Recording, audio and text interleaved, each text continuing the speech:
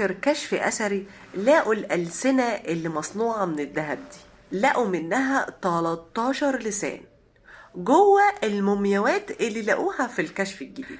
أول ما تشوفوا لسان ذهب اعرفوا على طول إن العصر ده بطلمي، لأن ده كان فكر يوناني تم مزجه مع الفكرة المصري القديم.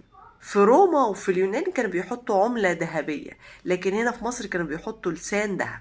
الغرض منها ايه؟ الغرض منها ان اللسان يبعث في العالم الاخر ويبتدي يجاوب على اي اسئلة هو بيتسألها ويدافع عن نفسه في العالم الاخر علشان يقدر يروح حقول الايار. وبما ان الذهب هو رمز البعث والخلود، فكانوا بيحطوه على اللسان وعلى الوش في العصر ده. لكن قبل كده ما كانش بيتحط الحاجات دي على الموميا، لكن كانت بتتحط في المقبرة. الكشف الأخير هو حصل في المنيا في البهنسة، ولقوا حاجات لأول مرة يلاقوها في المكان ده، وأنا كنت اتكلمت عنه، ابقوا روحوا شوفوها.